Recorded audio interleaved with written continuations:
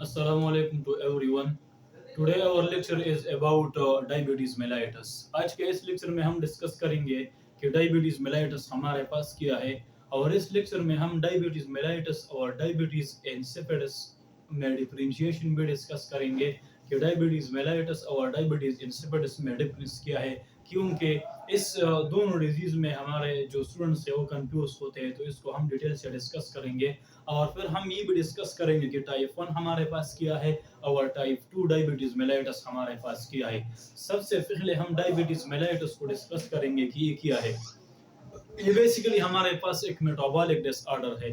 Metabolic disorder का मतलब ये है कि जितने भी हमारे बॉडी के अंदर सेल्स है इसमें मेटाबॉलिज्म होता है।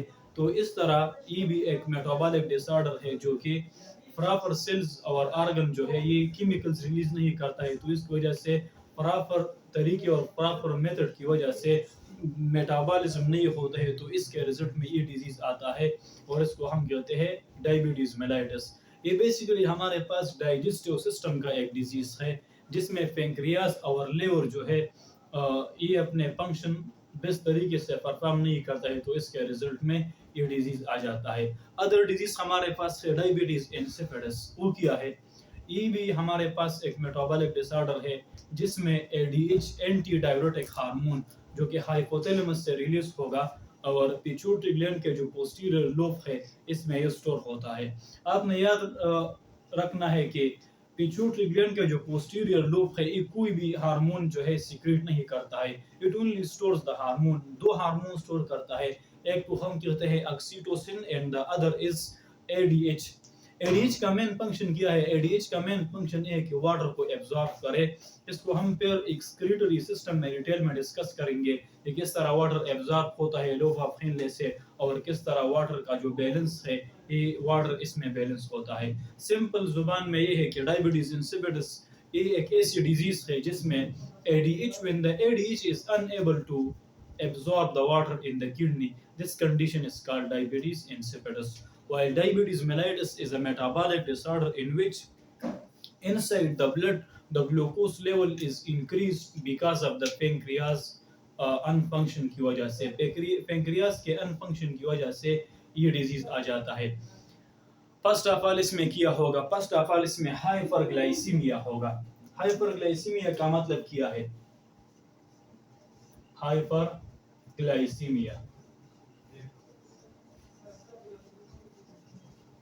हाइपरग्लाइसीमिया का मतलब ये है कि ब्लड में हमारे पास ग्लूकोज का जो लेवल होता है ये बहुत ज्यादा होता है, क्योंकि इंसुलिन जो हार्मोन है इंसुलिन पेंक्रियास के बीटा सेल से रिलीज होगा और इसका मेन फंक्शन किया है ताकि ब्लड में ग्लूकोज के लेवल को मेंटेन करे।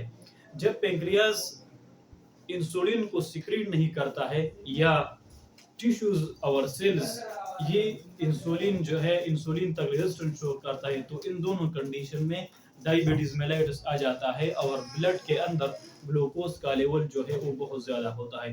Fasting blood glucose level 126 milligram पर डेसिलिटर होगा। रैंडम ब्लड ग्लूकोज जो है ये 200 होगा और HbA1c यानी हीमोग्लोबिन 6.5 से जब ज्यादा होता है 6.5% से तो फिर डायबिटीज कंसिडर होगा। अगर 6.5 से कम है तो फिर डायबिटीज मेलाइटस नहीं है। अगर फास्टिंग ब्लड ग्लूकोज 126 से कम है तो फिर डायबिटीज नहीं है। अगर रैंडम ब्लड ग्लूकोज 200 से कम है तो फिर भी डायबिटीज मेलाइटस नहीं होगा। इन सिंपल वर्ड्स, पेंक्रियाज में हमारे पास